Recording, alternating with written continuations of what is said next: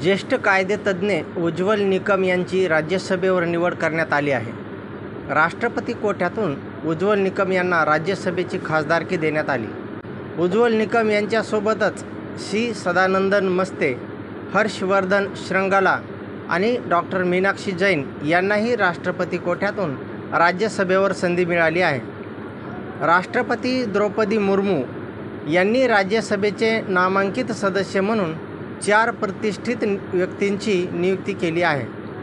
भारतीय संविधानाच्या कलम 80(1) अंतर्गत या नियुक्त्या करण्यात आल्या आहेत, ज्यामुळे देशाच्या कायदेमंडळात विविध क्षेत्रातील तज्ज्ञता आणण्याची संधी मिळते.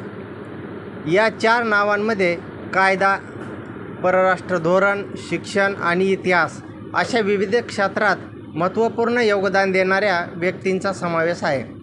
उज्ज्वल निकम सरकारी वकिलांमध्ये गणले जातात.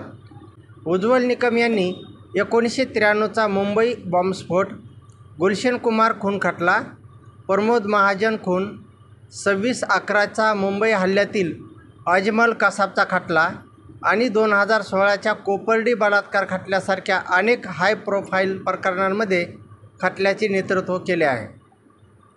उज्ज्वल निकम यांना 2016मध्ये पद्मश्री पुरस्काराने सन्मानित करण्यात आले. सी सदानंदन मस्ते केरळमधील एक ज्येष्ठ सामाजिक कार्यकर्ते आणि शिक्षणतज्ज्ञ आहेत. ते राष्ट्रीय शिक्षक संघाचे केंद्रीय उपाध्यक्ष आणि नॅशनल टीचर्स न्यूजचे संपादक देखील आहेत. 1994मध्ये राजकीय हल्ल्यात दोन्ही पाय गमावले असले तरी सी सदानंदन मस्ते यांनी समाजसेवा आणि शिक्षणाला आपल्या जीवनाचे ध्येय बनवले. त्यांच्या नियुक्तीकडे सामाजिक सेवेतील योगदानाचे कौतुक म्हणून पाहिले जात आहे. हर्षवर्धन श्रृंगला माजी परराष्ट्र सचिव आहेत. हर्षवर्धन श्रृंगला 1994च्या बॅचचे भारतीय परराष्ट्र सेवेचे अधिकारी आहेत. त्यांनी अमेरिका, बांगलादेश आणि थायलंडमध्ये भारताचे राजदूत म्हणून काम केले आहे. ते 2020 ते 22पर्यंत भारताचे परराष्ट्र सचिव होते आणि भारताच्या धोरणात्मक परराष्ट्र धोरणाला आकार देण्यात त्यांची भूमिका उल्लेखनीय आहे. अलीकडेच हर्षवर्धन श्रृंगला भारताच्या G20 अध्यक्षपदाच्या काळात मुख्य समन्वयक म्हणून भूमिका बजावली. डॉक्टर मीनाक्षी जैन प्रसिद्ध इतिहासकार आणि शिक्षिका आहेत.